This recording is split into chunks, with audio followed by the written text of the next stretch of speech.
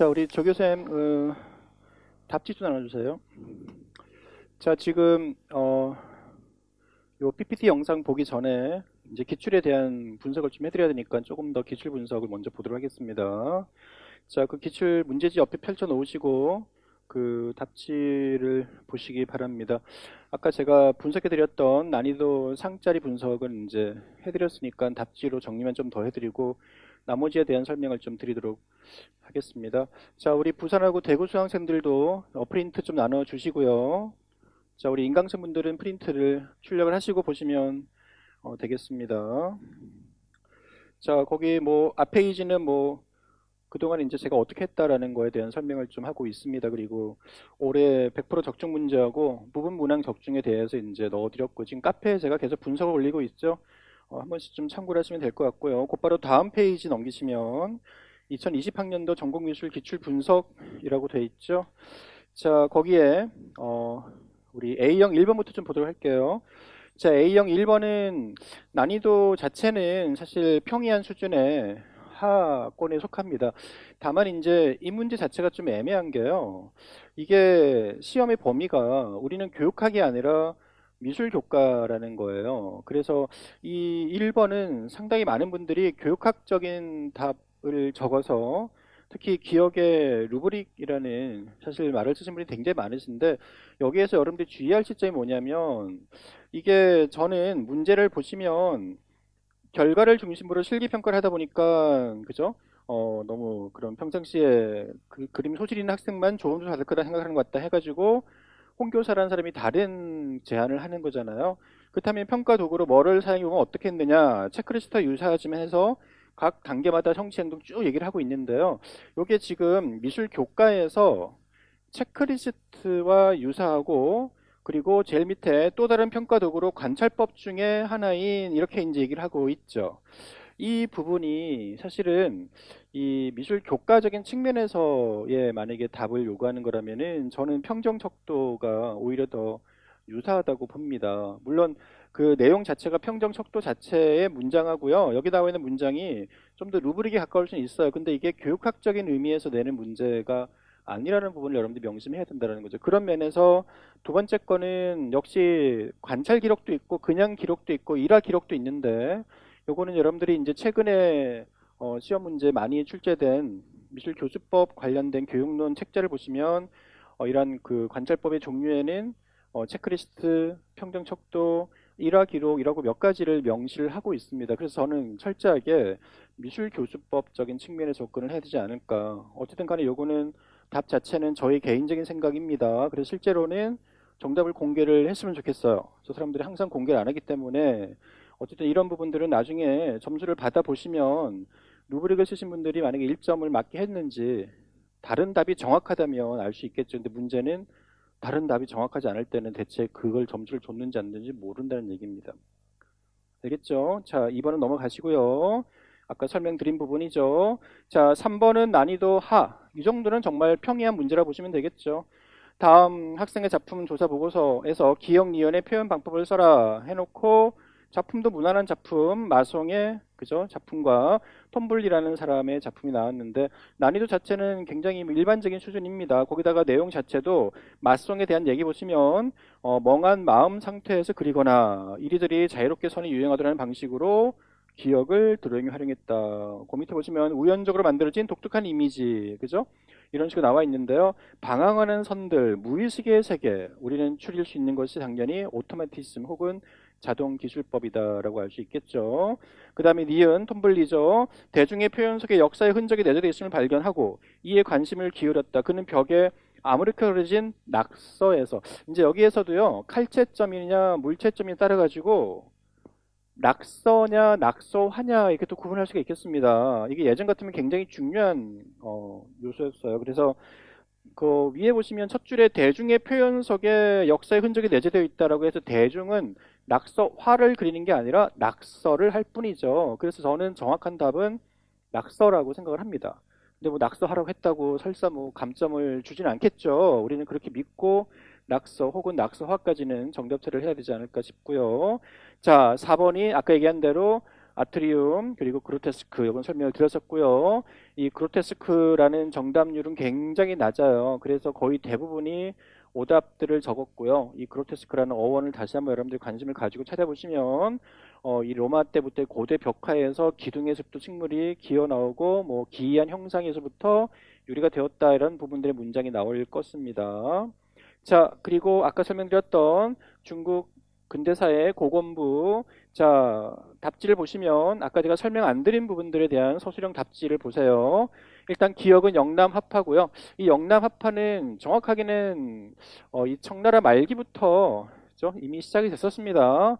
자, 거의 조건이 뭐였었죠? 아까 얘기한 대로 중서 절충이라는 부분에서 자, 이 사상이 위의 작품에 구현되어 나타난 예를 표현 방법을 중심으로 이렇게 단서가 꼭 붙죠. 그냥 표현 특징을 적어라 이게 아니에요. 특징을 적어라가 아니라 표현 방법을 중심으로. 동양화에서 표현 방법이란 필법이 있을 수도 있고 준법이 있을 수도 있고 선연법 같은 연법이라든가 이런 것들이 표현 방법인 거죠. 그죠? 만약에 전반적인 표현 특징 그러면은 공간, 구도 이런 거 다 적어야 되는데요. 지금은 표현 방법이라고 딱 명칭을 굳혔습니다. 그렇기 때문에 여기서는 가급적이면 바탕에 있는 시서의 일치란 얘기는 지금은 표현 방법보다는 걔는 배치나 형식상의 문제이기 때문에 빼주는 게 좋다. 첫째, 중국화의 한지에 수묵 서점을 바탕으로 서양식 명암법으로 산수와 건물을 그렸다. 여기서 중서, 중국적인 것과 서양적인 것을 같이 적으셔야 돼요. 앞문장이 중국적인 거죠. 전통 한지에다가 수묵 서념으로 그죠? 그렸다라는 점. 근데 명암을 썼다라는 거죠. 두 번째, 중국 전통 누각과 산수화의 소재 및 구도를 바탕으로 하여 투시 원급법이 적용된 서양식 공간감이 표현되었다. 그죠? 이렇게 해서 여러분들이 기본적으로는 요거에다가 더 추가를 한다면 이제 거기에 어떤 나무 표현 같은 것들이 있죠. 그런 거에 대한 관찰에 따른 사실적인 형태를 적어도 괜찮긴 한데요.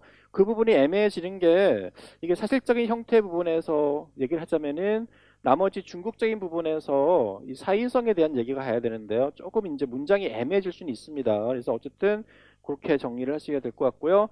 누각이 우위하는 바를 서술하라. 우위하는 바 열강의 외세 침략으로 쇠락한 왕조에 대한 안타까움과 위태로운 시대 혼란을 기울어진 누각으로 상징 드러냈다 해서 요거는 뭐 어찌됐건 간에 시대 혼란, 외세 침입에 따른 어떤 그러한 그 나라에 대한 걱정, 그죠?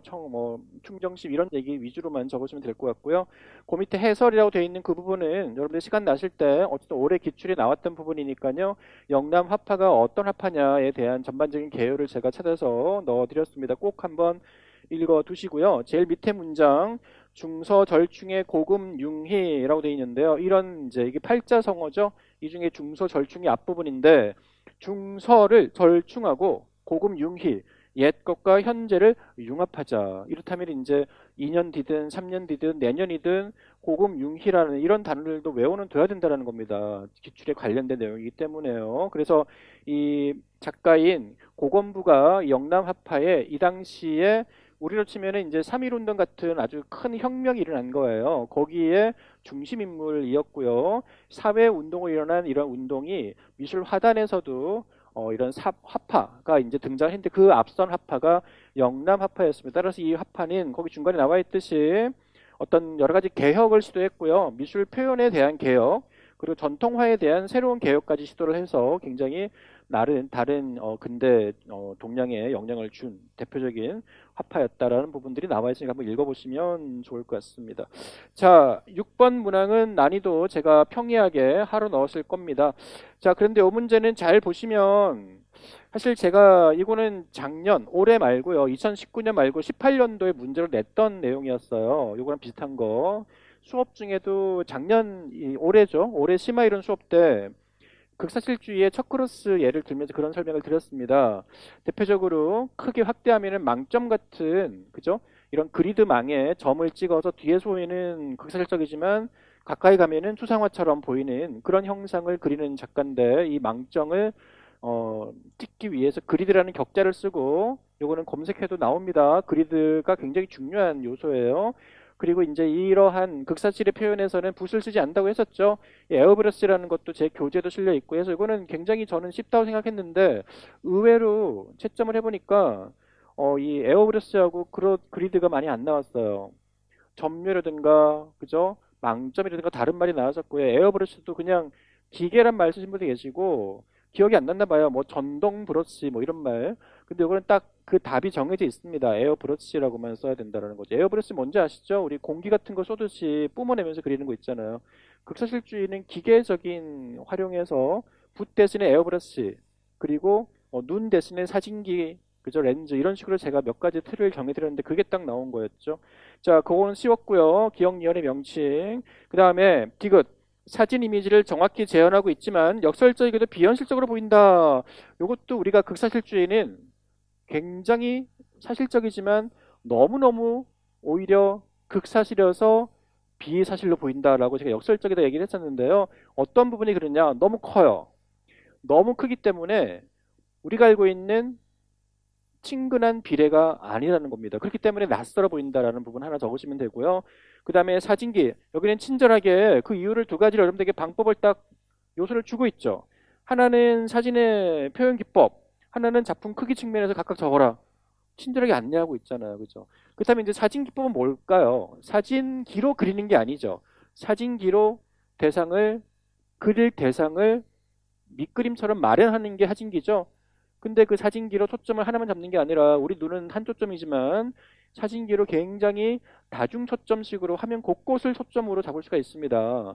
거기다가 굉장히 명확하고 또렷하죠. 사진기가 우리 눈보다 더. 그렇기 때문에 너무나 극사실적이어서 오히려 비현실적이다. 그래서 답지를 보시면 답지를 보세요. 자, 디귿.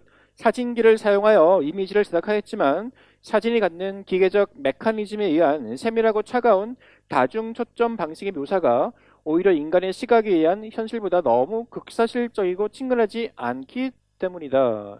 이제 제가 서술형할 때 그런 말씀을 많이 드립니다. 목표를 적어라. 능력을 적어라. 역할을 적어라. 뭐 장점, 단점을 적어라 등등에 대한 어미 답이 다 달라져야 되는데 지금은 명확하게 그죠? 그 이유를 물었죠. 따라서 어미는 뭐뭐 하기 때문이다라고 정확하게 적어야 되는데 올해 이런 문제가 몇 개 있었어요. 저 뒤에 플럭서스의 이벤트 얘기도 있는데 그것도 엉뚱한 얘기를 적어준 분이 계십니다. 문제에서 요구하는 거를 잘 보시고 요구대로 적어야 된다라는 거죠.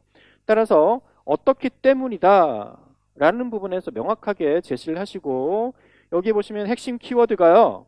사진기의 기계적 메커니즘. 왜냐하면 기계적 메커니즘이라는 게 탁 벗어 서타를 누르면 그 순간 인간 눈보다 훨씬 빠르고 정확하게 대상을 포착해내잖아요. 근데 그거를 화면 곳곳에 대고 찍을 수 있잖아요. 그죠? 그렇기 때문에 이런 부분들을 기계적 메커니즘이다. 세밀하고 차가운 다중 초점 방식이다. 이렇게 얘기를 했어요. 자, 또한 지나치게 큰 작품으로 인해서 실제의 비례감과 현실감이 사라지고 기념비성만 남기 때문이다.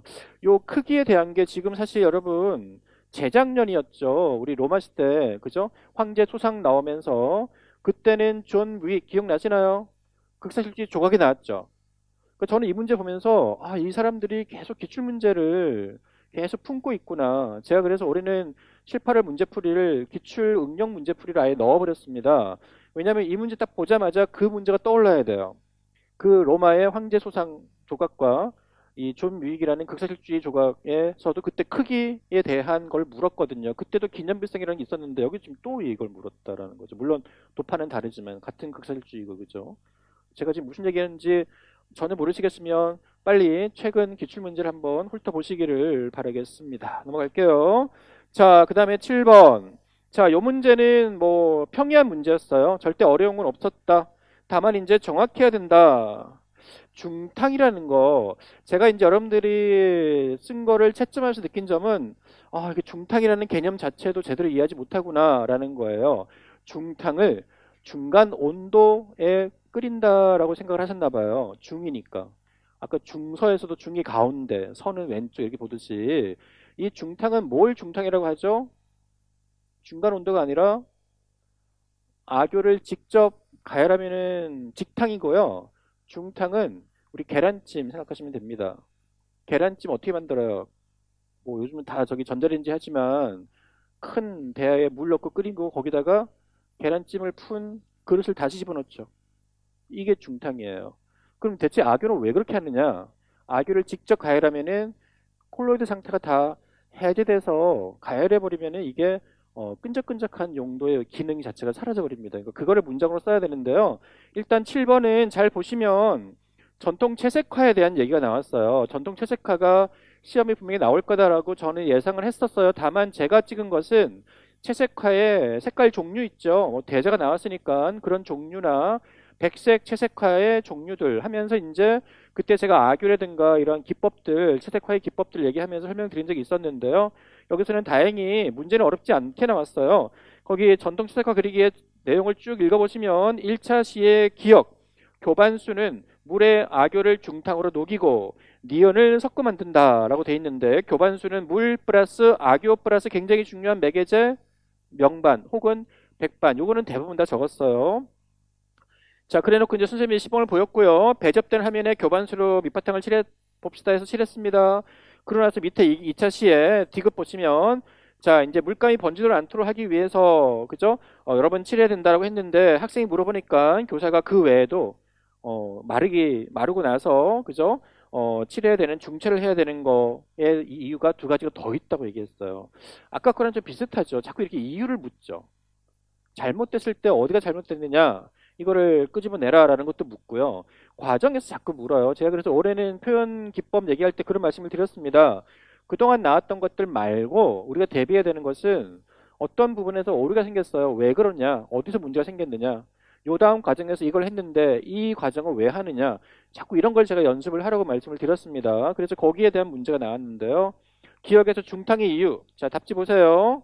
아교에 직접 열이 전달되면, 즉 악유를 바로 끓여버리면 악유의 조직이 상해버립니다. 그래서 악유하면은 끈적끈적한 접착성이잖아요. 풀이잖아, 풀. 접착성이 떨어진다. 악유의 원래 성분의 기능성이 떨어져 버리기 때문이다. 니은 명반 혹은 백반, 디귿. 자, 그 이유는 뭐죠? 첫째, 보다 선명하고 강한 색상을 얻기 위해서고요. 둘째, 자, 이게 안 마른 상태에서 칠해버리면 찢어버립니다. 한지의 찢어짐이나 훼손을 방지하기 위해서이다. 요 선명하고 강한 색상의 채도 얘기, 기타 색상 얘기, 뭐 어떤 그 두께 얘기까지 다 포함해도 상관이 없어요. 알겠죠? 네. 자, 그 다음에 8번입니다. 자, 요 8번 문제 역시 제가 수업 중에 문제 풀이 때도 풀었던 그 내용인데요. 다만 여러분들이 이런 게 이제 요구 파악 훈련입니다. 자, 나온 가부의 구축머리는 누구나 다 외웠던 그 유명한 도판이에요. 그런데 나번에 처음 보는 도면이 나왔어요.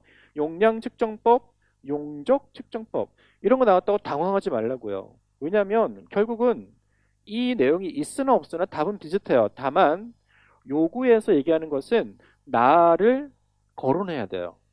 그러면 누가 봐도 용량 측정법은 기존 전통 조각에서 보이는 양감 위주의 일반적인 그죠? 물질 공간으로서의 덩어리를 얘기하는 그 조각이고요. 바로 용정 측정이 바로 나온 가보에서 보이는 면제 구성 조립 조각이겠네요. 그 맞추는 거야 뭐 어렵지 않잖아요. 그죠? 어떻게 말을 풀어갈 것이냐. 그리고 제가 또 문제 냈던 게 자, 타틀린하고 비교하는 거였습니다. 이거는 제가 러시아 구성주의의 흐름을 설명드리면서 항상 칠판에 적어드리면서 말씀드렸던 거예요. 러시아 구성주의의 큰 흐름이 3단계가 있는데 그 중에서도 러시아 구성주의 자체가 직접 시작될 때 타틀린 계보와 이런 가보하고 그죠? 페브스너 계보로 나뉜다. 한쪽은 순수주의, 한쪽은 맥락주의, 즉 도구주의다. 사회성을 강조하고 공리성을 강조한댔는데 바로 그게 딱 나와버렸네요. 그죠? 그래서 요거는 어렵지 않게 무난하게 쓸 수 있을 것이다라는 거죠. 다만 문장력이 요구한 대로 쓰는 게 필요합니다. 가를 보세요. 가는 면제에 의한 조립된 구성 조각으로 여기까지 주격 조사 실제의 물질 공간을 해체 허공간으로서 이때 서가 아니라 써가 되겠죠. 새로운 표현을 드러내고 있다. 이것은 작가가 전통적인 조각의 용량 측정법에 의한 괴량감과 부피감의 물질 공간을 거부하고 용적 측정법을 적용 한 겹씩의 얇은 기하학적 면을 조립. 이 기하학이란 말은 그 네모 박스 본문에 있기 때문에 써주시는 게 좋아요. 빈 구조의 결합으로 허공간을 나타내는 것으로 작가의 표현 의도대로 이제껏 없던 새로운 공간의 개념이 탄생한 것이다. 뭐 그 뒤에 있는 그 작가의 표현 의도대로 요 문장은 없어도 됩니다. 너무 지금 길어졌으니까. 다만 제가 강조하는 것은 제가 지금 요 가번에 대한 설명이 좀 다소 길 수는 있는데 여러분들이 이걸 자꾸 읽으시면서 여기에서 이제 최소한 용적 측정법에 대한 적용, 용량 측정법에 대한 적용의 문장이 한 줄은 최소한 들어가야 되고요. 그리고 나머지 여러분들이 알고 있는 나온 가보의 일반적인 조립, 구성, 면제 조각이라는 개념의 허공간 얘기만 잘 들어가면 무난하게 점수를 받을 수가 있다. 그 다음에 가보가 주장한 조형예술의 궁극적인 목적을 기억과 연관지어, 올해 이런 문제가 상당히 많이 나왔어요. 뭐뭐와 연관지어를 적어라. 그죠? 목적을 적되 무엇과 연관해라. 자꾸 이런 게 나와서 시험 푸신 분들이 하는 얘기가 시간이 좀 부족했다라는 부분에서 답 쓰는 양이 너무 긴 게 아니라 생각할 때 자꾸 이렇게 얘하고 연결하고 저거 연결하고 비교하고 이런 게 좀 많았다. 그래서 약간 좀 어려웠다 얘기를 하더라고요. 자, 이거는 결국은 뭡니까? 당시 러시아에 팽배했던 타틀린 중심의 미술 경향에 반대하는 입장을 나타냈다. 따라서 타틀린의 공리주의 혹은 맥락주의, 사회성을 얘기를 하면 되겠습니다. 답지 보세요. 가보는 타툴린의 예술과 일상과의 통합성 및 사회적 도구로서의 맥락성을 거부하고 혹은 여기에 이제 공리주의란 말을 하나 들어가도 괜찮아요. 거부하고 예술이란 어떤 수단이나 도구가 되어서는 안 된다고 보고 조형 예술의 순수성을 궁극적인 목적으로 삼았다. 순수성에 대한 얘기를 하시면 되겠습니다. 자, 문항 9번입니다. 자, 너무나 유명한 도판 미스 반 데어로의 바르셀로나 체어가 드디어 나왔네요. 계속 여기서 안 나오고 있다가 그런데 나번 도판은 처음 봅니다. 아르키즘 아소치아티라고요. 요거는 착각하시면 안 되는 게 이게 사람 이름이 아니라 이게 일종의 그룹 이름이에요. 이 이후에 알키미아가 나오고 그 이후에 멤피스가 나옵니다. 여러분들이 이제 알고 있는 일종의 이탈리아에서 1950년 후반, 60년대 중후반부터 서서히 모던 디자인에 반대하는 경향이 나오는데 그 1차 뚜껑을 연 운동이 반 디자인 운동이에요. 그 반 디자인 운동의 여러 종류 중에 아르키즘 아소치아티라는 그룹이 있었습니다. 여기 이제 브란체라는 사람이 있었고 몇 명이 있었는데요. 그 중에 하나의 도판인데 도판 난이도는 나번은 뭐 최상이죠. 처음 보는 거고요. 가번은 뭐 유명한 그저 반대어 로우 거니까 요거는 모더니즘 관점 적으시면 되겠네요. 모던 디자인에 대한 가의 작가의 관점 그 유명한 말 있죠. 이런 말 써야겠죠. 관점이니까 뭐죠? 적을수록 풍부하다. 그래서 이런 말을 했었죠. 미니멀리즘의 대표적인 모더니즘 작가였었죠. 답지 보시면 적을수록 풍부하다라고 주장하며 장식 배제, 직선 형태의 단순함을 강조, 합리적 기능성을 지향하였다. 됐죠? 자, 이를 반영한 가의 특징. 가는 모더니즘의 기능성과 합리성을 살려 최소한의 장식과 장식이 아예 없는 건 아니에요. 왜냐하면 가죽 그 등받이나 다리 있는 쪽에 보면은 단추들이 중간중간 껴 있죠. 최소한의 장식을 한 겁니다. 그죠? 자, 앉을 때 편리함을 강조한 구조로 이렇게 하면서 이제 구조에 대한 얘기를 간단하게 하세요. 두 쌍의 강철봉이 교차된 다리에 가죽 쿠션으로 등받이 앞쪽 다리를 만들었고 규격과 재질이 표준화. 이거 양산 대량 생산품입니다. 나중에는 처음에는 일품이었는데 대량 생산을 했죠. 양산된 기능주의 의자의 모범이 되었다. 이러한 강철봉의 가죽 형태의 표준 모양이 됐었어요. 이후에. 자, 나가 속한 디자인 운동의 명칭. 요거는 검색을 해보시면 반 디자인이라고 나와요. 그래서 요거는 답이 여러 개 되면 안 됩니다. 요거랑 제일 비슷한데 아까운 답이 급진적 디자인인데요. 요거는 정확하게 반이라고 가셔야 돼요. 반이 안티 디자인이거든요. 그래서 안티 디자인, 반 디자인인데 반 디자인이 나오고 나서 그리고 이 중에 운동 그룹 중에 하나가 알키미아 그룹이 있었어요. 거기에서 여러분들이 알고 있는 유명한 소사스라든가 이런 사람들이 이제 나중에 80년대 만든 게 멤피스입니다. 거기까지 연결되는 거예요. 자, 나는 용도와 편의성과는 관련 없는 순수 미술 같은 디자인으로 통일성을 거부한 불안정한 구조를 드러내며 반기업적, 반소비주의적 성향의 키치적 디자인으로 소비주의에 대한 비판 의식으로 등장한 반디자인 운동이 모더니즘의 기능성과 표준화를 거부, 기발한 착상으로 실험적 디자인을 지향한 특성을 보인다. 여기에서 문장이 너무 길어지니까요. 소비주의에 대한 비판 의식으로 등장한 이런 부분들은 이제 가로를 치시면 되겠습니다. 저는 설명 때문에 좀 넣어드린 건데요. 결론은 이 나에 대한 작품 자체에 대한 설명을 좀 해야 되는데요. 거기에서 보면 얘가 지금 정확하게 의자인지 탁자인지 않는 건지 뭔지 지금 용도가 불분명한데 거기다가 갑자기 웬 그죠? 얼룩 소처럼 보이는 그런 또 이상한 그죠? 이게 대체 뭐 장식인지 쿠션인지 전혀 알 수 없는 것들이 배치가 되어 있잖아요. 바로 이런 것들입니다. 용도나 편의성하고는 전혀 상관없이 마치 순수 미술같이 디자인을 제작하고 있다라는 거죠. 그런 것들이 일종의 하나의 표준화된 모양과 규격과 재질로 만든 기존의 디자인을 거부하는 반디자인적 측면이다라는 것들입니다. 요거는 사실 답이 굉장히 열려 있을 거예요. 너무 부담 갖지 마시고 정확하게 적어야 된다는 욕심보다는 반디자인에서 아마 점수가 좀 갈릴 거고요. 그 특징에서는 그래도 반점 이상은 가져갈 것 같습니다. 알겠습니까? 자, 10번. 자, 10번은 아까 얘기했듯이 부분적으로 로엔펠트에서 난이도 상, kitchen 미아이에서 난이도 상이고요. 나머지는 한 중 정도가 되겠다. 자, 본문 내용 보시면 최 교사와 강 교사가 계속 얘기를 하고 있습니다. 창의성에 대한 지도 얘기를 쭉 하고 있고요. 자, 그러면서 로엔펠트 얘기를 하죠. 로엔펠트는 그죠? 개인의 정서 성장을 강조하던데요 하면서 바로 기억이 있는 내용 보시면 그 앞뒤 전후의 문장을 보시면요. 로엔펠트의 말 중에 이런 말이 있죠.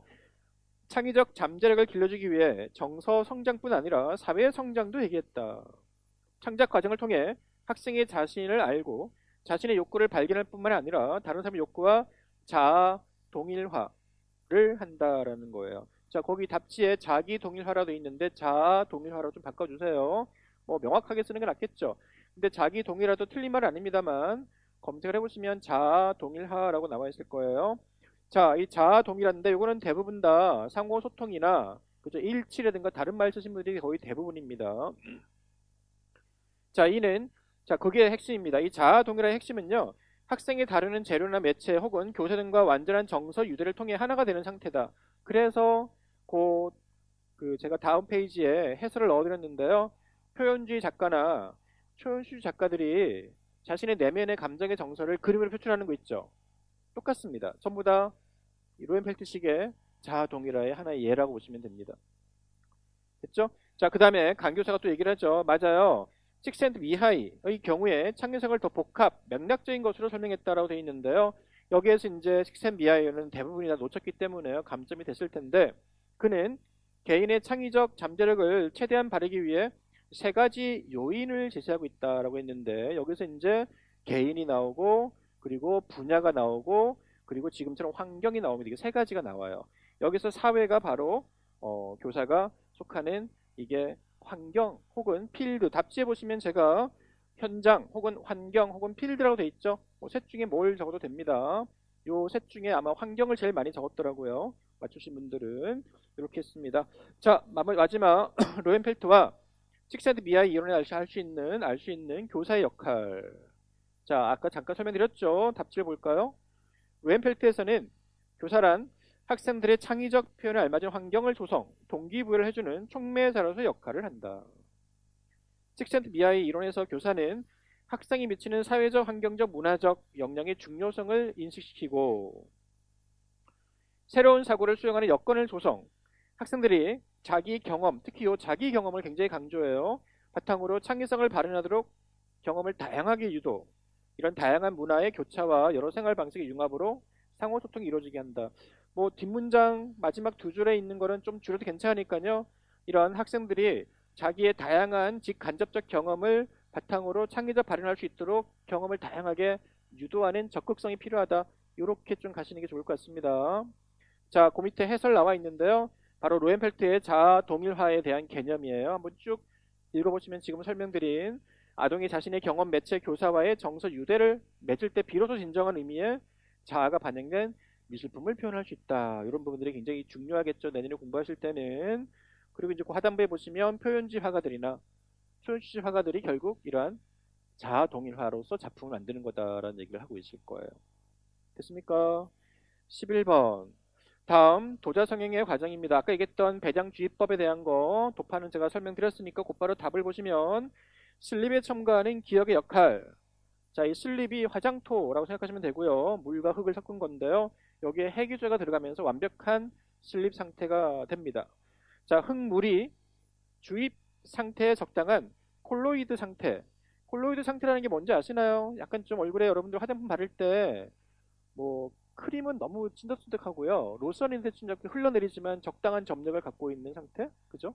그런 것들입니다. 따라서 입자가 미세하게 분해되어 틀 벽에서 적당한 점력을 갖고 흘러내리도록 한다. 됐죠? 자, 그 다음에 물레 성형과 비교, 배출 주입 성형이 갖는 장점을 형태 측면에서 서술하라. 형태 측면이라는 거, 두께가 두껍고 좌우 대칭형만 가능한 물레 성형에 비해 얇은 두께 가능 복잡한 비대칭 형태를 만들 수 있다. 그 다음에 잘 분리되는 상황. 첫째, 석고틀의 이탈제. 둘째, 석고틀과 슬립이 완전히 건조한 후 분리하도록 한다. 그죠? 자, 12번은 와토나가 또 나왔어요. 그죠? 이거는 재작년에 나왔는데, 그죠? 다시 나와서 아마 요거는 대부분 다 무난하게 맞췄을 겁니다. 그래서 거기 나와 있는 수업 설계와 수업 진행 과정, 다만 지금 조건은 협업 수전의 니은에 대한 얘기를 할 때 그 수업 진행 과정을 시간을 좀 꼼꼼하게 들여서라도 분석을 해보면 두 가지가 나옵니다. 협업을 하고 있는데 어떤 협업을 하고 있느냐. 그 부분을 좀 이렇게 구분을 해야 돼요. 중복되지 않게. 제가 항상 강조하는 바 가지수 문제는 중복되면 감점 들어가요. 따라서 자, 일단 1번 기억은 쉽죠. 여러분들 알고 있는 일반적인 와토나에 대한 얘기를 하시면 됩니다. 거기 제일 앞에 너무 길어지니까 제가 사회적 배경 넣어놓은 부분은 그냥 가로치기해서 안 적어도 괜찮아요. 1930년대 경제대공황 때 정부의 기금으로 이루어진 미술 프로젝트로 이런 부분들은 굳이 안 써도 그죠? 자, 지역사회나 학교, 대학 등 다양한 분야가 참여, 성공한 상호협동 프로그램이다. 지역 학교의 미술 교과에서는 역량이죠. 사회 공동체로서 유대감 형성, 학생들의 미적 경험을 풍부하게 하기 위해 일상생활의 미술 원리를 적용함으로써 대중의 일상 문화 가치를 높이는 데 기여. 재활용을 활용해서 미술 매체를 주변의 모든 매체로 확대. 지역사회 구성원들의 미적 관심에 바탕을 두는 미술활동까지 가능하게 했다. 좀 길지만 여기에서 뭐 다 안 적어도 괜찮아요. 이 지역사회 구성원들이 그죠? 결국은 어떤 혜택을 받았고 학교에서 어떤 식으로 교과하고 연결이 됐는지 장점 위주로 적으시면 되고요. 자, 문제는 디귿입니다. 디귿에서 볼 수 있는 협업의 그죠? 참여의 내용이 뭐냐 두 가지. 첫째, 학생과 예술가, 주민들이 함께 지역사회 문제점을 미술 프로젝트로 해결하고자 협업을 했다. 이거는 가장 일반적인 거예요. 읽어보시면 수업 진행 과정에 제 첫 번째, 두 번째 읽어보시면은 결국 많은 사람들이 서로 그죠? 문제를 같이 해결하려고 협업을 하려고 하는구나. 이거 하나는 당연히 들어가야 되고요. 두 번째는 과정에 있습니다. 둘째, 작품의 계획부터 구상, 제작, 홍보, 과정 중 역할 분담을 해서 평가를 공유하고 이런 등 모든 전 과정을 각자의 능력에 맞게 역할을 맡아 서로 협업을 하였다. 이거는 과정 전체에서 그죠? 이때 누가 뭐라고 이때 누가 뭐라고 하면서 평가까지 다 협업을 하는 거고요. 첫 번째 거는 여러 종류의 사람들이 그죠? 같이 힘을 모았다라는 일반적인 협업이 되겠습니다. 알겠습니까? 자, 다음은 B형을 볼까요? 자, B형은 1번은 난이도 하였죠. 뭐 요거는 뭐 틀릴 수문이 거의 없습니다. 다만 이럴 때 조심해야 되는 게 제가 채점하다 보니까 채도 대비, 색상 대비라고 대비를 적으신 분이 계시던데 그거는 점수 안 드릴 거예요. 아마 제가 보기에는. 그래서 항상 가로치기는 제가 가로를 잘 봐라라고 말씀드렸던 게 딱 기억까지잖아요. 대비 앞에까지 써야 되니까 그죠? 요거는 제가 굳이 설명 안 드리겠습니다. 다만 내년도 준비를 하시는 분들은 거기 보시면 뭐 미국 미술 교육학자 케페스라는 사람이 나오고요. 그리고 이제 수업 중에 그리고 문제풀이반 때는 직간접적으로 드렸던 슈브릴이 나오는데요. 슈브릴은 익히 많이 알고 있고 교과서에 실려 있습니다만 이러한 케페스라는 사람이 처음 나왔잖아요. 그렇다면 한번 검색을 통해서 이 사람이 뭔 주장을 했는지 이런 것들 한번 관심을 갖고 알아야 됩니다. 그리고 이제 슈브릴 같은 경우는 여러분들이 이제 알다시피 망점의 점묘도 했지만 바로 이러한 보색 잔영을 드러낸다라고 하면서 그랬을 때 동시에 같은 명도 색감이 양자에서 나오더라. 이런 것도 한번 읽어두셔야겠죠. 첫 번째 거는 당연히 이제 채도일 거고요. 그렇게 어렵지는 않습니다. 넘기시고요. 문항 그 다음에 2번은 아까 설명드렸죠. 넘어갑니다. 3번. 조선 말기 화가 허련에 대한 게 나왔는데요. 사실 이 문제는 허련이 말기 화가 중에서는 좀 약간 여러분들이 소홀히 할 수 있는 작가였다는 점과 어떤 그런 회고록 혹은 고사에 대한 것들이 자주 나오는 문제 특성을 보이고 있는데, 근데 다행스러운 거는 뭔가 좀 어려운 내용인 줄 알았더니 꼼꼼히 읽어봤더니 기억하고 니은의 밑줄이 결국 말기에 문인화 작가들이 거부했던 후기 때의 그런 태도, 너무 보이는 대로 객관적으로 그리려고 한다. 나는 이런 부분을 거부했다라는 그런 시류 하나 적으시고, 그리고 니은도 쉽네요. 우리 그동안 청나라 시험으로 계속 나왔던 임모의 방작, 중국의 명대, 원대, 청대 유명 그림들을 따라 그리는 글을 통해서 뭔가 자신의 그저 사회성을 깊이는 그런 시류가 있었다라는 건데요. 자, 요구 작성법을 보시면 가의 기역 니은에서 유추할 수 있는 조선 말기 산수화풍의 경향을 각각 적어라. 요것도 조심해야 되는 게요. 그냥 여러분들은 결국 조선 말기 산수화풍의 경향을 적어야지 그 기역과 니은에 대한 원인이라든가 이유를 적는 게 아니에요. 이것도 조심해야 됩니다. 자, 그렇다면 기억을 통해서 알 수 있는 조선 말기 산수화풍의 경향은 결국 실경이나 진경이 아니라 관념 문인 산수라는 거겠죠. 따라서 그거를 문장으로 풀어 씁시다. 기억의 산수의 외형 닮응에 치중하는 실경 산수화나 산수의 세속적 활용 혹은 기교를 배제하고 남종 문인 산수화 등 문인들의 사의성을 강조했다. 뭐 어쨌든 간에 핵심은 짧습니다만 비교 관점에서 이 부분이 기억의 부분이 뭐냐라는 걸 설명을 해줘야 됩니다. 그죠? 후기 때는 이렇게 어떤 외형의 닮음을 강조하는 거. 지금 문장 자체도 그렇잖아요. 공제로부터 그죠? 어떤 신운의 경지는 결핍되었다. 뭐 똑같이 잘 그리긴 하지만 이런 말 나와 있으니까 어렵지는 않습니다.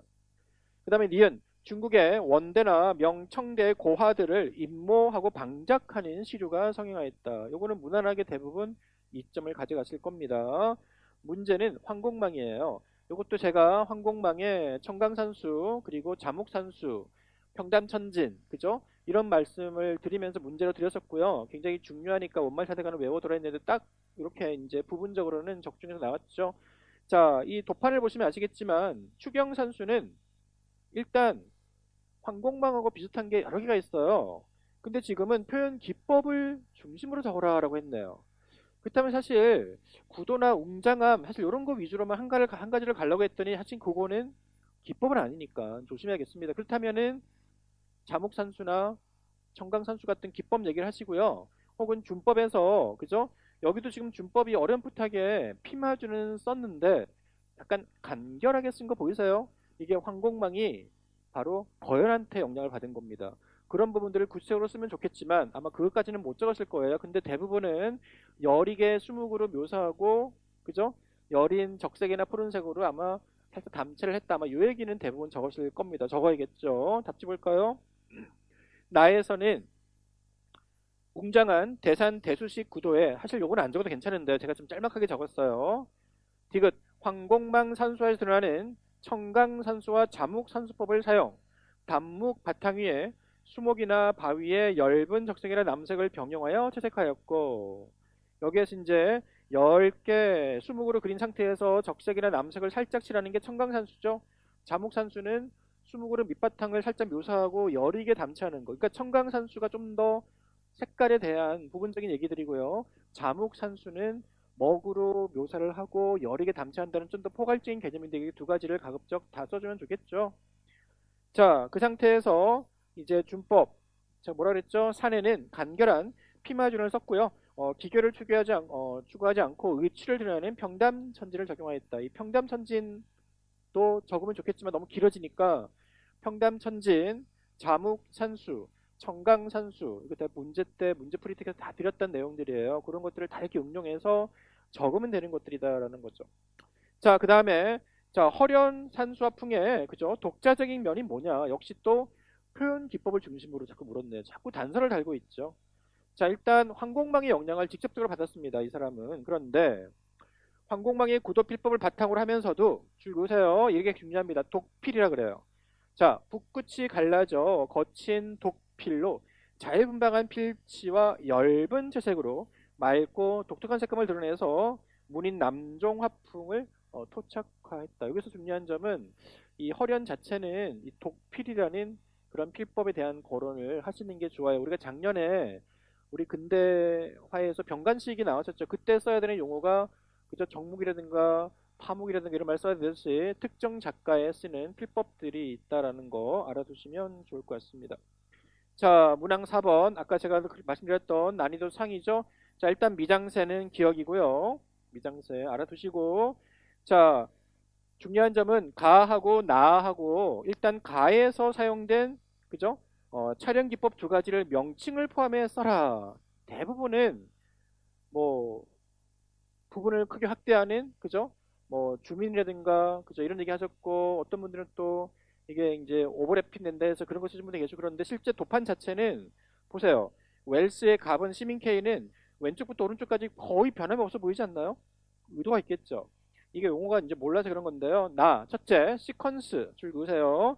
시퀀스를 사용하여 여러 개의 씬들을 모아 하나의 스토리가 시작되고 이어지다가 끝나도록 하였다. 둘째, 여기서는 이제 삿과 바로 씬. 결론적으로는 기법 명칭을 쓰라고 했으니까 시퀀스 하나 쓰시고요. 삿이 모여서 씬을 형성하고 있다. 이렇게 하셔야 됩니다. 따라서 시퀀스라는 게 결국은 뭐냐? 그 밑에 요게 개정 교과서에 그대로 실려 있는 도파는 다르지만 그 영상 촬영 기법 용어들이 나와 있었습니다. 동영상 계획서의 영상 구성 단위에 보시면 숏 우리가 보통 샷이라고 하죠. 샷. 뭐 원샷, 투샷 하는 그 샷입니다. 한 번에 지속적 카메라 작동으로 만들어진 영상인데요. 그 밑에 만화처럼 그려진 거에 동그라미 친 거 있죠? 제일 하나의 딱 그 단위로 찍은 것을 샷이라고 해요. 자, 그 샷이 동일한 장소에서 시간 흐름 없이 똑같은 장소에서 여러 개를 촬영하면 바로 씬이 됩니다. 즉 여러 개의 샷이 씬이에요. 그리고 이 씬이 결국 모여요. 또 여러 개의 씬들이 모여서 하나의 에피소드가 시작되고 끝나는 구성 단위를 시퀀스라고 하는데 그게 가장 잘 적용된 영화가 시민 케인이다라고 역시 필독서, 영화 관련 필독서에는 나와 있어요. 그러니까 이거는 사실 우리가 접근하기 너무 어렵겠지만 어쨌든 이 두 가지는 대부분 다 놓쳤어요. 그래서 이점 감점이라고 봐야겠습니다. 어쨌든 그 부분에 대한 얘기 기억하시고요. 그 다음에 몽타주. 이 몽타주도 몽타주로 가장 유명한 작품이 바로 영화에서는 이 전함 포텐킨입니다. 몽타주 하면 이 작품이고요. 시퀀스 하면은 시민 케인이다라는 거죠. 그래서 우리가 각 장르당, 예술 장르당 유명한 것들은 하나씩 외워두면 좋겠다라는 거죠. 이번 문제는 영화도 나왔습니다만 저 뒤에 이벤트의 음악도 나왔잖아요. 그죠? 굉장히 복합적으로 나왔다는 걸 알 수가 있겠죠. 그래서 자, 몽타주란 한 장면에서 과거를 회상하듯 일정 조건에서 시간의 흐름에 따라 연결되고 조합되어 감정이나 생각을 표현하는 촬영 기법이다 라고 쓰시면 되겠죠. 자, 그 다음에 문항 5번은 난이도 합니다. 그죠? 이것도 역시 문제로 만들어 드렸고 수업 중 누누이 비교 드렸던 하드 그라운드 애칭, 소프트 그라운드 애칭인데요. 여기는 문제의 의도를 파악해야 됩니다. 형태를 만드는 방법에 하드 그라운드 애칭이 뭐라고 되어 있어요? 애칭 니들로 방직제를 벗기며 형태를 그린다라고 되어 있지 부식을 한다는 말은 없죠. 지금 부식 얘기하는 거 아니에요. 형태를 만드는 데까지만 쓰는 겁니다. 그렇다면 소프트 그라운드에는 우리가 알고 있는 게 두 가지가 있는데요.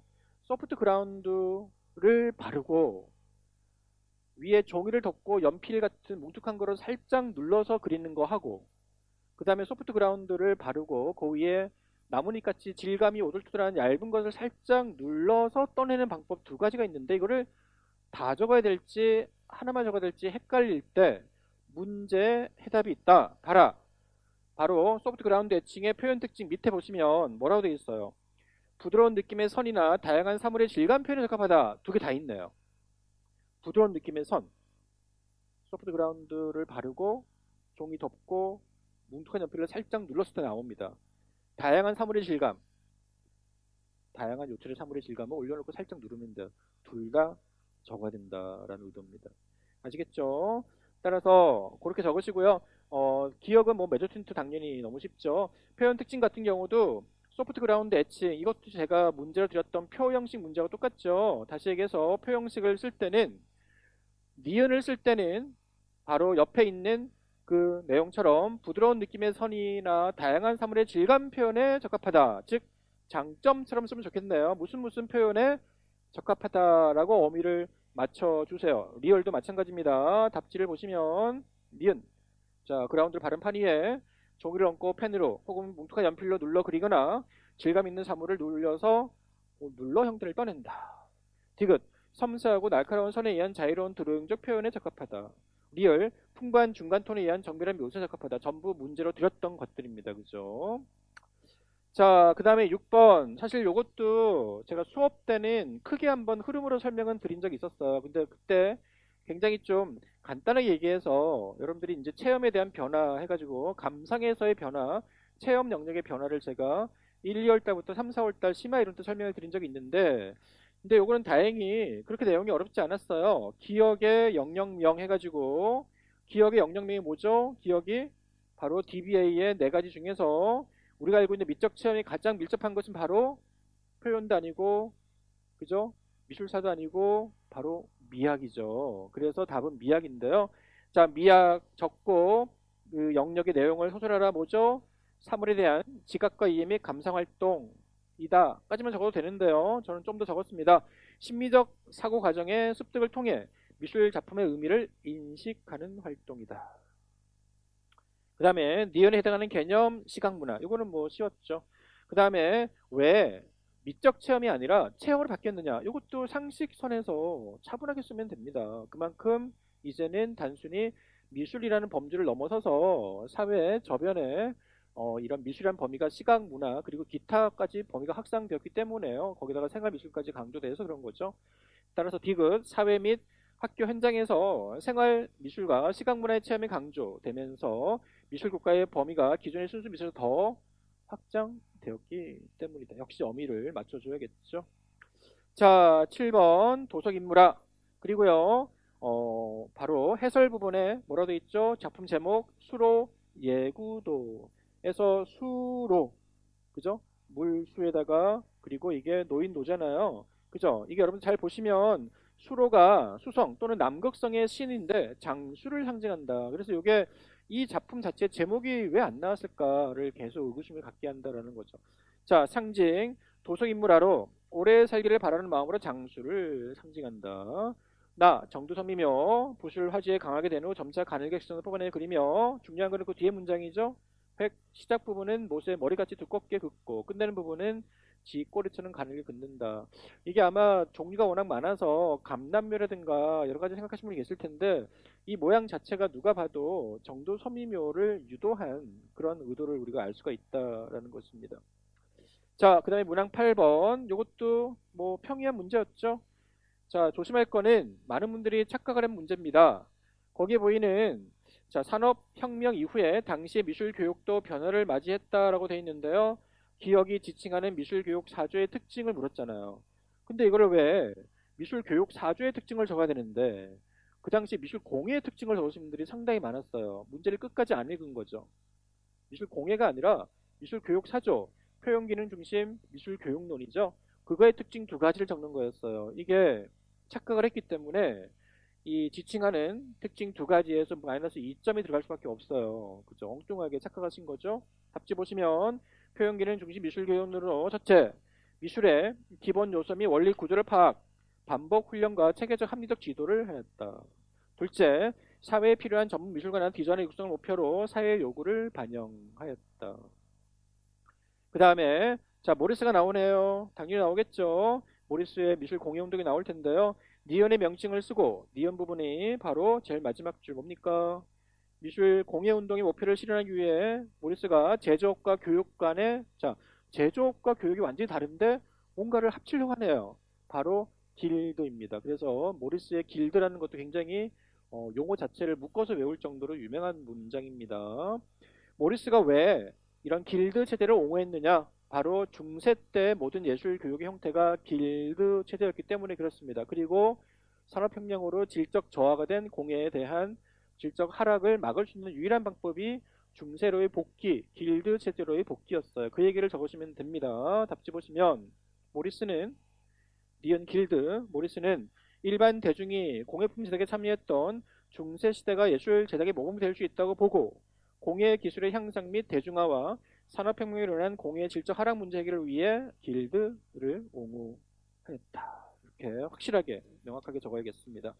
자, 그 다음에 문항 9번 조금 요거는 어려웠어요. 다만 창의 융합 역량에 대해서는 제가 교육과정을 할 때 성격 5가지 중에서 외워야 되는 몇 가지로 여러분들이 말씀드렸었던 그 내용입니다. 그리고 요거는 재작년에 비슷하게 자기 주도적 학습이 나왔었고요. 이렇게 성격 부분에서의 5가지는 매우 중요한데 그 중에 특히 중요한 거 바로 창의 융합이라고 제가 누누이 말씀드렸었죠. 요 창의 융합에 대한 교육과정에 제시하고 있는 내용을 거기 나와 있는 학습 활동 나와 있는 단계 있죠. 그거 연결만 시키면 됩니다.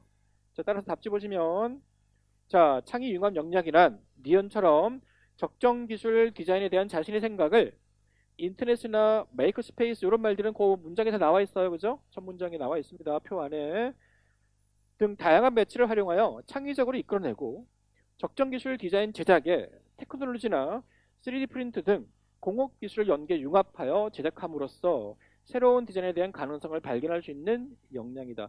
요거 문장 나중에 여러분들 교육과정론 성격 부분에 중학교든 뭐든 딱 펴놓고 보시면 딱 그 문장 그대로인데 제가 그 안에 주제, 적정 기술 디자인 제작, 그리고 중간중간 다른 매체들을 끼워 넣은 걸 알 수 있을 겁니다. 이게 하나의 틀이라고 제가 누누이 말씀을 드렸었죠.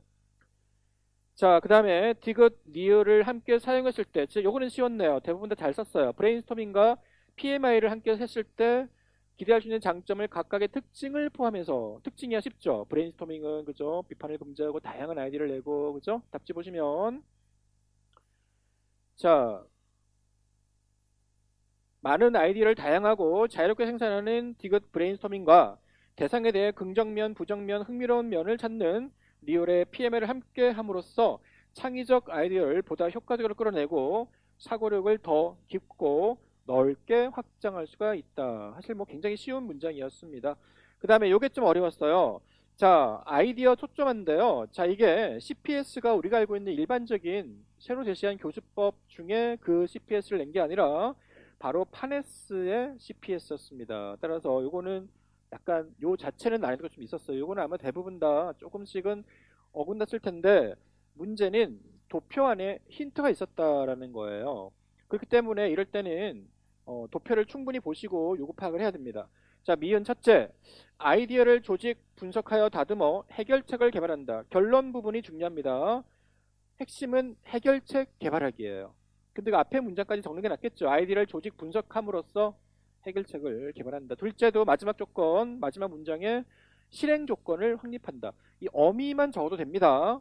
둘째, 아이디어들 중에 우선순위를 정하고 대안을 선택해 실행 조건을 확립한다. 여러분들이 이제 한번 검색을 해보시면 아시겠지만 파네스의 CPS 해가지고요. 그가 제안한 바로 여기서 제시하고 있는 이러한 그 창의적 문제 해결을 위한 기본 원칙 및 초점화 같은 단위 순서가 나와 있습니다. 거기에 나와 있는 내용이기도 해요. 자, 10번 플럭서스가 또 나왔죠. 역시 기출문제를 토로 나왔고요. 이벤트 역시 예전에 나왔었잖아요. 단답형으로 물었었는데 이렇게 꼭 나온다. 그리고 이제 백남준 너무너무 중요하게 다뤘던 작가인데 자, 이번에는 이제 퍼포먼스 계열로 나왔네요. 자, 거기 보시면 가의 내용을 통해서 우리가 읽어보시면 아시겠지만 플럭서스의 기본 이념이죠. 자, 이 가를 참고해서 플럭서스 그룹이 타파하고자 했던 기존 예술의 속성 2가지. 자, 요거 많은 분들이 실수했어요. 플럭서스가 이 가에 있는 그 내용처럼 타파하고자 했던 기존 예술 속성을 물었는데 플럭서스의 특징을 적으신 분들이 많았어요. 이거는 제가 보기엔 초점이 안 될 것 같습니다. 플럭서스의 특징을 전하는 얘기가 아니라 플럭서스가 가에 있는 그런 내용처럼 타파하려고 했던 기존의 예술이 뭐냐. 다시 얘기해서 기존 예술은 너무 특권층만 향유하는 고급 예술이다. 이렇게 적어야죠. 그거를 타파하고자 했다 이런 말 말고 답지 보시면 첫째, 예술은 사회의 상류층이나 부르주아 특권층 등만이 향유한다. 이렇게 그 특징만 적으라고요. 이런 점을 거부하고자 했다는 얘기죠. 둘째, 예술품은 교육을 받은 전문가에 의해 제작되고 비싸게 거래되는 물질로서의 고급 문화이다. 첫 번째 거는 전반적인 이 향유층에 대한 거를 얘기를 하고 있고요. 두 번째는 이거를 생산할 때 그죠? 특정하게 전문 교육을 받은 사람들이 비싸게 거래되는 그들만이 시장에서 거래한다. 이런 얘기를 하고 있는 거니까 이거 두 가지가 서로 다른 얘기가 됩니다. 자, 나는 소위 이벤트 악보라고 부르는 이벤트 악보. 악보는 악보인데 이벤트 같은 악보다. 정식 악보는 아닌 거네요. 자, 이 다번에서는 백남준이 이 유명한 작품입니다. 여러분들이 백남준 하면 비디오 같은 거 외우지 마시고요. 머리를 위한 선 돼 있는데 이게 선이 라인 선이 아니라 우리 돛 닦는다 할 때 그 선종할 때 선이죠. 약간 좀 은유적인 표현인데요. 이 백남준 씨가 머리카락, 머리 혹은 넥타이, 손 등에 먹물을 묻히고 이렇게 선을 막 무작위로 긋는 거예요. 뭐에 따라? 바로 그 나에 있는 영이란 사람의 이런 악보 지시에 따라서 요거는 백남준 씨가 음악과 행위라는 두 가지의 혁신을 이러한 기존의 정형화된 음악 형식이 아닌 새로운 틀로서 개념화, 퍼포먼스화 시켜서 혁신성을 드러내고 있는 전위적인 실험입니다. 답지 보실까요? 자, 나는 이벤트 학보다 나다의 관계, 뭐 나에서 적힌 대로 그대로 퍼포먼스를 하고 있네요. 그죠? 자, 답지 보시면 나의 실험적이고 개념적인 악보 지시에 따라 작가는 정형화된 악보에 따라 악기를 연주하는 일반적 음악 형식을 거부, 음악의 존재로된 형식을 새롭게 하기 위해 자, 문장이 좀 길 때는 정형화된 악보에 따라 악기를 연주하는 일반적 음악 형식을 거부하고까지를 가로써서 그 부분을 빼도 상관이 없겠죠. 따라서 이벤트의 개념적 악보 지시에 따라 어떻게 다와 같이 머리와 손, 넥타이 등의 물감을 즉 먹물을 묻혀 바닥에 선을 천천히 그려 음악과 행위를 결합하는 퍼포먼스로서 나를 재현하였다. 나를 그대로 재현한 거예요. 지시대로. 자, 이런 걸 참고로 해서 블럭서스 그룹의 이벤트 개념을 써라. 블럭서스라는 개념 자체가 끊임없이 흐르다 변화한다. 이런 뜻이거든요. 근데 이벤트 비슷합니다. 그래서 지금 그 행위도 마찬가지고요. 블럭서스 이벤트는 끊임없이 변화하며 일시적으로 생성이 나타나지는 등 물이 흐르듯 우연성과 일시성, 즉흥성과 전위성의 개념을 드러낸다. 됐습니까? 자, 마지막 11번도요. 사실 장려 양식을 물을 때만 해도 굉장히 쉬운 내용이었어요. 그런데 마지막에 있는 프랑스 왕립회화 조각 아카데미의 인물 표현 교육 내용 두 가지를 이 푸생의 조형 이념에 맞게 해서 목적과 같이 적어라. 이게 사실 뻔할 것 같지만 좀 애매했다라는 거죠. 근데 아마 대부분 이런 형태의 정확성, 인물 형태 그 얘기를 아마 적었을 거고요. 하나는 주제를 적었지 않았을까 싶습니다. 그 두 가지 위주로 가도 괜찮은데요. 이게 회화가 아니라 조각까지 포함한다라는 점에서 너무 채색이라든가 이런 화면의 구성 얘기만 하면 안 되겠죠. 자, 일단 기억은 바로 유명한 장려 양식, 영어로 쓴다면 그랜드 매너가 되겠죠. 이거는 뭐 쉬웠고요. 자, 그 다음에 니언 주제. 자, 여러분들이 이만큼 작품의 주제, 상징이 그만큼 중요한 것을 볼 수가 있습니다. 아르카디아의 목자인데 다른 제목이 아르카디아에도 나는 있다라는 제목이죠. 이 아르카디아가 우리로 치면은 무릉도원 같은 곳이에요. 이 천국으로 칠 수 있습니다. 거기에 죽은 사람이 깨어났다라는 뜻으로 설명을 한 거예요. 다시 얘기해서 이런 아름다운 천국에도 죽음이 있다. 뭐겠어요? 죽음과 삶에 대한 깊은 고찰 그리고 욕망이나 쾌락의 덧없음 약간의 우리 그죠? 이런 낭만주의 시각에서 보이는 그런 주제를 보이고 있습니다. 정리하자면 아르카디아 즉 천국 같은 이상향에도 죽음이 존재하다는 것을 통해 어디에서도 죽음을 피하지 못하며 쾌락이나 욕망의 덧없음을 상기시켜 삶과 죽음의 의미가 무엇인지를 나타낸다. 주제는 이렇게 주제를 쓰는 거예요. 자, 디귿에 따라 첫째, 자, 두 가지가 조금 애매합니다만 하나는 장려 양식에서 푸생의 조형 이념으로 제시하고 있는 명확한 게 첫째입니다. 고결하고 진지한 인간의 행위를 재현하는 데 목표를 두고 보편적 인체를 정확한 형태와 엄격한 구성으로 지도하였다. 그 다음에 주제적인 부분에서 둘째, 주제는 사사로운 것을 지향, 위대하고 영웅적인 것이 되어야 된다는 목적에 따라 인체 형상은 성서나 그리스나 또는 동시대 서시 등에서 발췌, 구상, 제작하게 시도했다. 아마 대부분 이렇게 두 가지 위주로 갔을 거예요. 그래서 이거는 무난하게 아마 한 3점 이상 정도는 받았을 것 같습니다. 자, 제가 이제 이렇게 길게 좀 설명을 좀 드렸는데요. 지금 기출 분석을 제가 같이 하는 바람에요. 이렇게 이제 시간이 좀 갔죠. 제가 이제 정리를 좀 하겠습니다. 오늘 제가 여러분들에게 이제 결국 하고 싶은 얘기는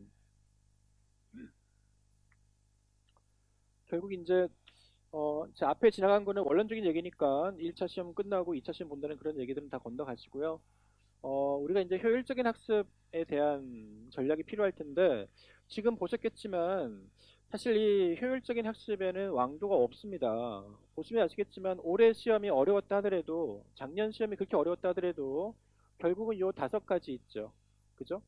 기본 이론이 그만큼 중요하고, 요목화라는 것을 계속 습관을 해야 된다. 이 요목화의 습관화는 나중에 여러분들이 보기가 없는 문제를 풀어야 되기 때문에 머릿속으로 구상할 때 항상 요목화부터 머릿속에 정리하고 나오셔야 돼요. 그래야지만 생각이 더 잘 된다.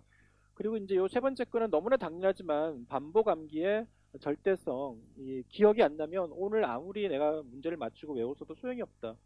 그날까지 요 기억을 계속 꾸준히 유지해 나가려면 여러분들이 스스로의 자기 암기의 그런 기한이죠. 여러분들이 어떤 암기의 어떤 마지노선을 기억하고 있어야 됩니다. 일주일이면은 그 전에 또 외우셔야 된다는 거죠. 그리고 이렇게 해서 요 기본적인 3가지가 끝나면 이제 쓰고 확인하는 요 과정들은 이제 꾸준히 나가야 되는데요.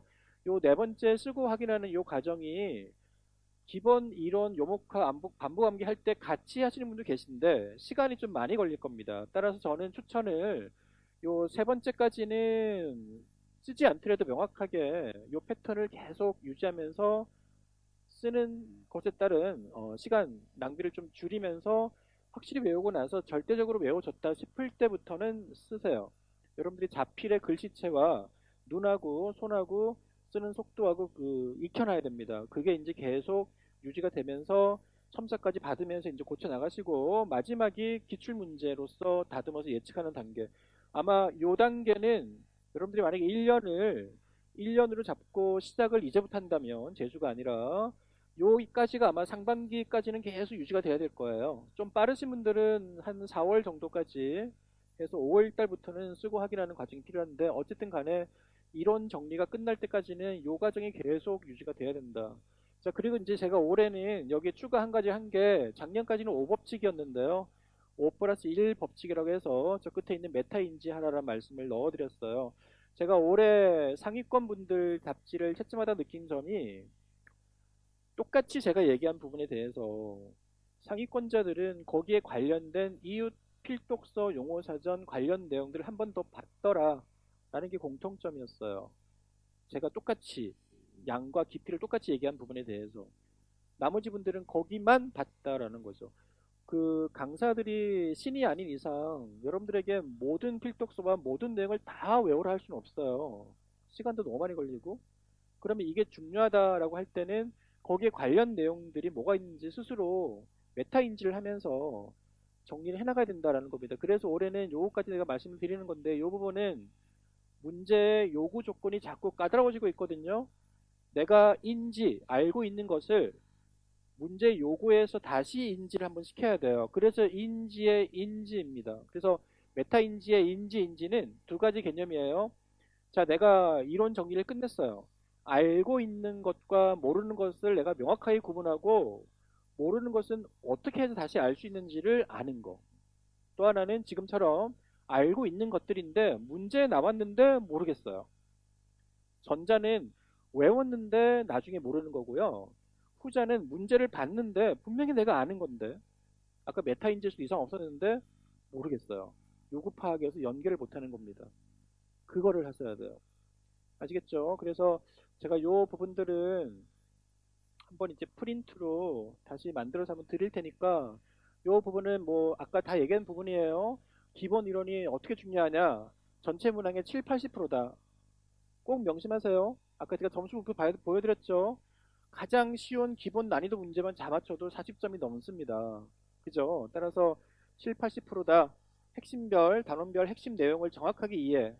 모든 응용 문제는 다 기본에서부터 시작이 되더라라는 거.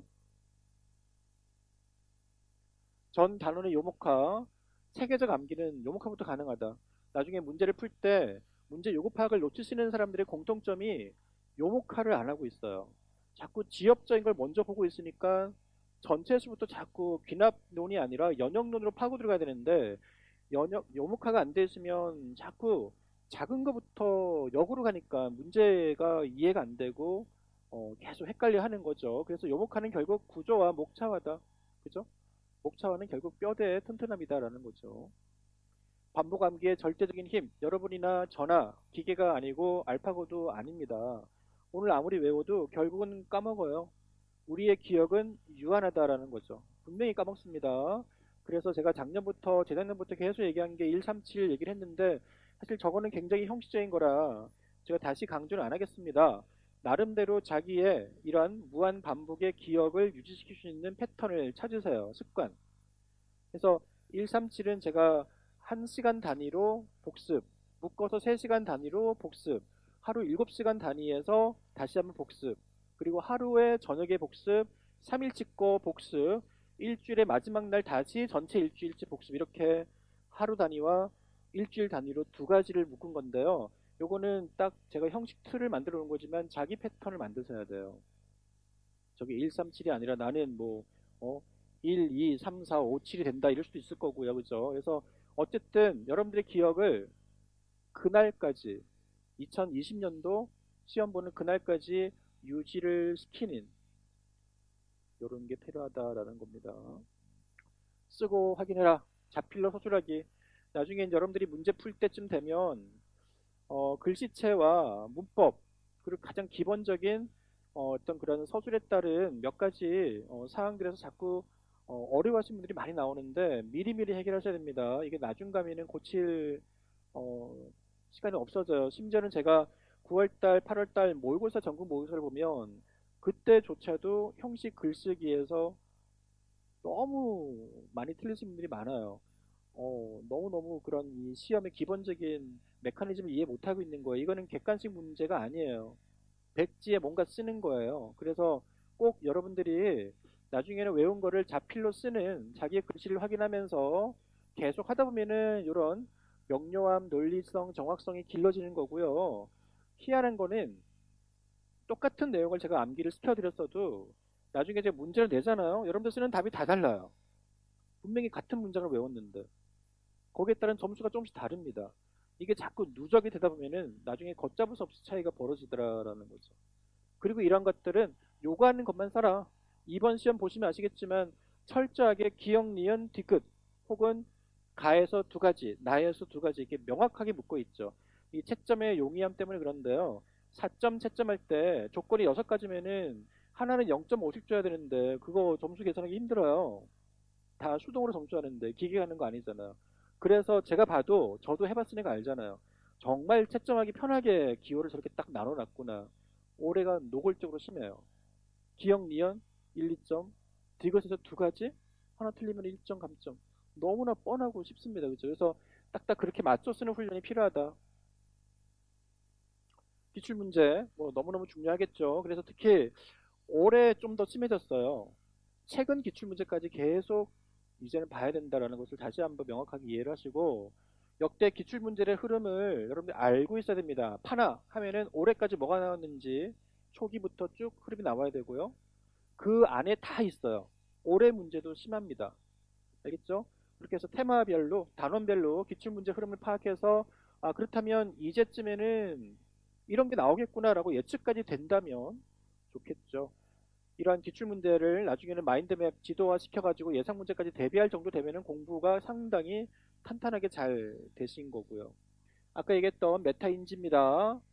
자, 인지의 인지, 그죠? 생각에 관한 생각을 하고 평소에 나의 지식이 어떻게 문제에서 요구가 되었는지를 꼭 다시 한번 확인을 하면서 경험을 쌓으면서 이해가고요. 특히 아는 거 안다고 얘기하는 건 당연하지만 모르는 거를 아는 척 하시면 절대 안 됩니다. 자신한테 솔직하게 내가 모르는 걸 정확하게 모른다라고 생각하고 어떻게 해야지 알 수 있는지를 빨리 깨우쳐 나가는 게 메타인지법이에요. 꼭 기억하시고 이것과 관련된 내용이 무엇인가 아까 얘기했듯이 같은 내용을 얘기를 했어도 어떤 분은 어려운 문제를 맞추는데 어떤 분은 얘기한 거 외에는 다 틀려버리면 그거 말고는 안 한다는 얘기입니다. 따라서 이 하나의 문제로부터 필독서나 용어사전, 교과서까지 확산 탐색하는 것도 인지에 대한 학습이다라는 겁니다. 요 뒷부분은 제가 이제 실기하고 좀 이제 연결해서 말씀을 드릴 건데, 이 부분은 사실 제가 오늘 이론적으로 위주로만 갈 거라서 그냥 간단하게만 말씀을 드릴게요.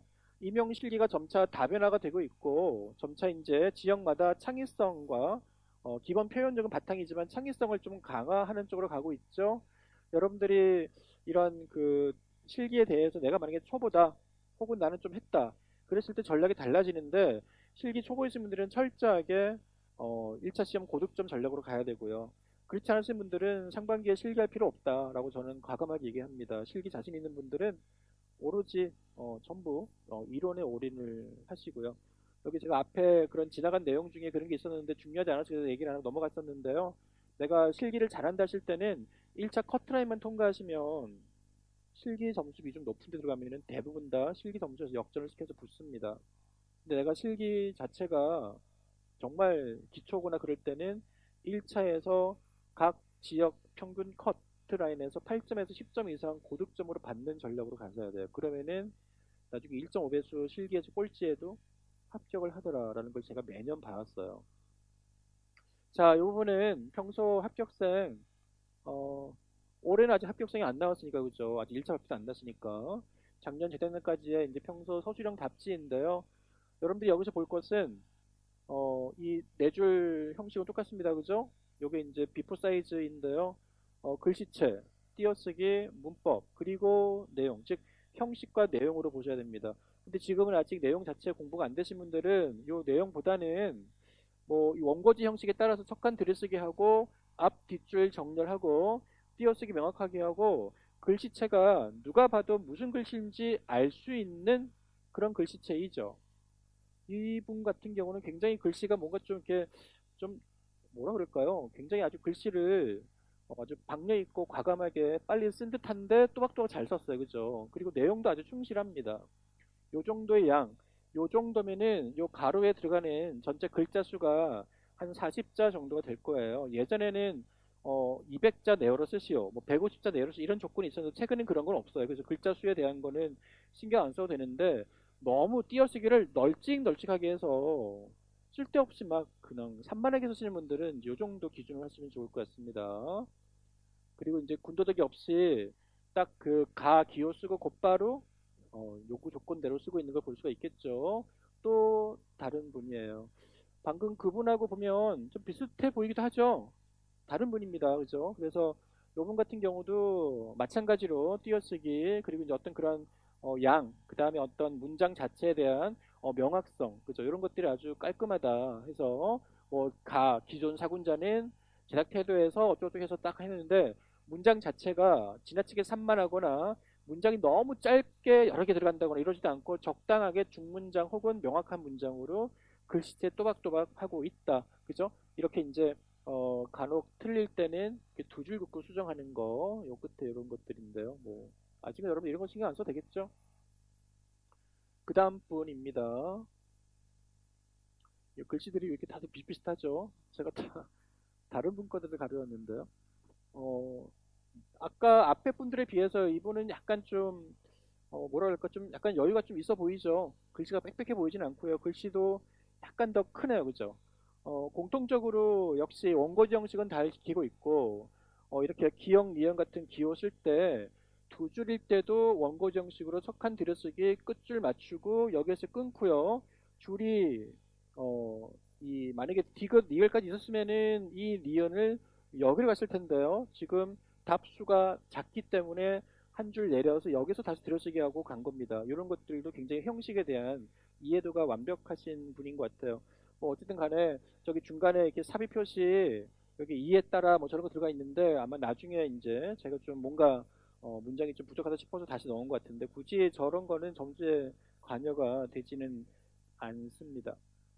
자, 뭐 제가 지금 대충 보여드렸는데 나중에는 여러분들이 이렇게 이제 직접 제가 서술형 같은 경우는 시간까지 한 문항 푸는데 문제를 받아서 서술형으로 다 쓰고 딱 손을 놨을 때 한 문항당 제가 시간을 정해드릴 겁니다. 보통은 이제 7분에서 8분, 많이 잡아야 8분 이렇게 잡아드릴 텐데요. 그런 것도 훈련도 이제 하셔야 돼요. 문제를 보면서 의도 파악하는 것부터 시작하는 거죠. 요 뒤는 이제 실기에 대한 예시 참고 작품들을 잠깐 보여줬는데 여기는 그냥 제가 빨리 그냥 넘기도록 하겠습니다. 그냥 참고 삼아 이제 받으시고요.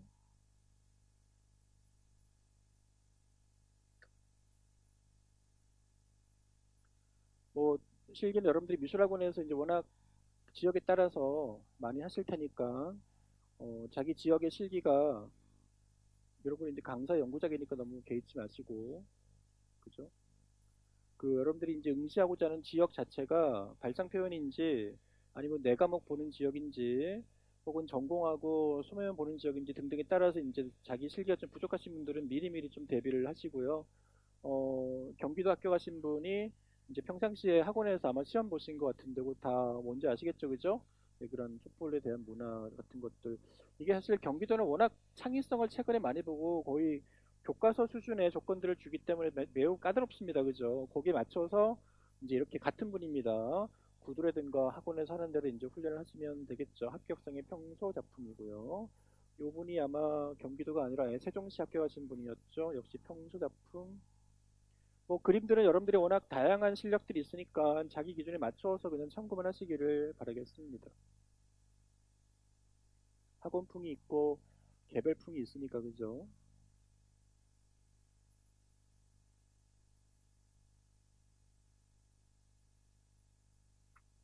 요게 요분이 서울 실기 수석 합격 아마 재작년 그분인 것 같은데요.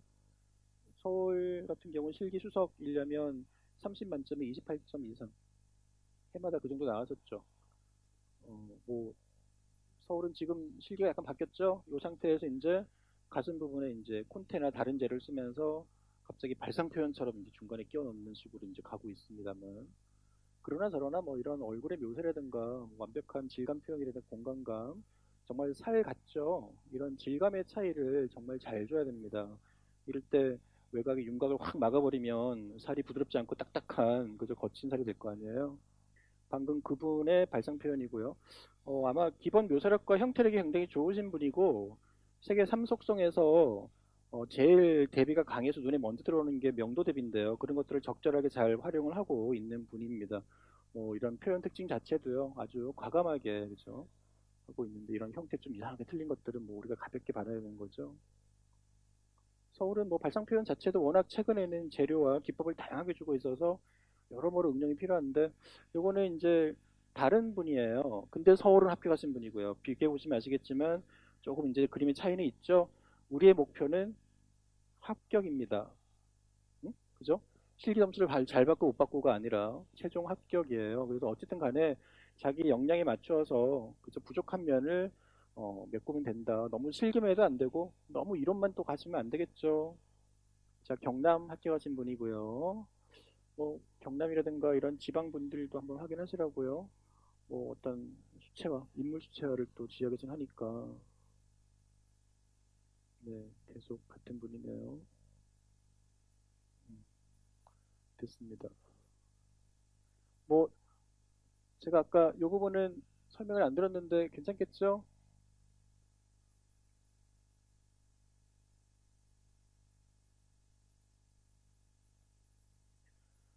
아까 제가 전반적으로 쭉 설명드린 부분들 중에서 그죠? 여기 아까 제가 점수에 대한 분포도 설명을 다 드렸었고요.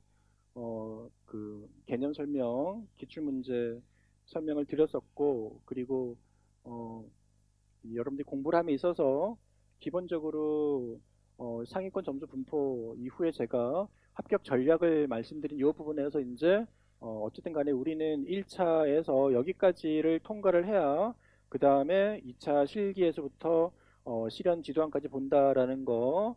네, 그리고 여러분들이 이런 부분에서 어쨌든 전략을 짜실 때 아까 얘기했듯이 이런 부분에서 전공 이론 교육학 합격선을 일단은 넘겨야지만 가능한데 그 넘길 때 전략이 이제 올해 기출문제 난이도 그리고 이제 내년도에 예상되는 난이도 등등을 고려해서 어쨌든 평균 여러분들이 전공 점수에서 최소 요십 최소 전공만 난이도를 떠나서 50 이상을 받아야 된다. 난이도에 따라서는 55 혹은 어떤 경우는 50 후반까지도 갈 수는 있습니다. 그래서 이런 1차 컷과 2차 최종 컷의 상관관계에서 1차 컷이 상위권이 있는 지역들 대부분 이렇게 인구 밀집 지역들이겠죠. 수도권과 반면에 2차 컷 중에 실기 비중이 최근에 굉장히 높은 충남, 경기 같은 경우는 굉장히 점수가 높잖아요. 근데 이게 또 해마다 조금씩 달라지고 있습니다. 여러분들이 올해 또 어떤 변경이 생길 수 있으니까 자기 응시하는 지역에 변경이 있는지를 꼭 확인을 하시고 따라서 이제 특히 이 실기 점수 비중이 큰 곳은 실기 점수로 1차 순위가 무려 많은 지역은 막 20명 이상도 역전돼서 당락이 바뀌는 경우도 봤습니다. 합격 전략에서 아까 얘기한 대로 실기가 내가 초보다 하시는 분들은 1차 컷을 60 중후반에 일반적으로 봤을 때 여기서 점수를 물론 쉽진 않겠지만 8점에서 10점 이상 받는 쪽으로 목표를 두는 게 실기를 늘리는 전략보다 훨씬 더 유리하다라는 겁니다. 그랬을 때 2차 실기를 하위권을 받고 실험 면접을 중간 정도 받았을 때 전공이 만약에 60 이상이라면 전공만 무조건 붙어요. 어느 지역이든 간에. 알겠죠? 그 정도면 뭐 평균 10점에서 나왔다는 얘기거든요. 여기서 교육학이 한 10점 이상은 나왔을 테니까. 반면에 내가 실기를 좀 잘한다 하실 때는 자, 실기 점수 큰 지역에 혹은 정원 많은 지역을 가되 1차 컷만 통과하는 전략 해서 플러스 1점, 2점 내만 붙으시면 대부분 다 합격합니다. 이 얘기는 거꾸로 얘기하면 내가 실기가 약한데 1차를 아슬아슬하게 붙었어요. 좋아하시면 안 됩니다. 최종적으로 실기에서 다 떨어져요. 제가 그런 분들을 너무 많이 봤기 때문에 그래서 이 양자는 어쩔 수가 없어요. 내가 선택을 해야 된다는 거죠. 전공과 교육학에 1차 통과만 집중하시면 되겠다라는 거죠. 나머지는 제가 아까 다 설명드렸던 부분이네요.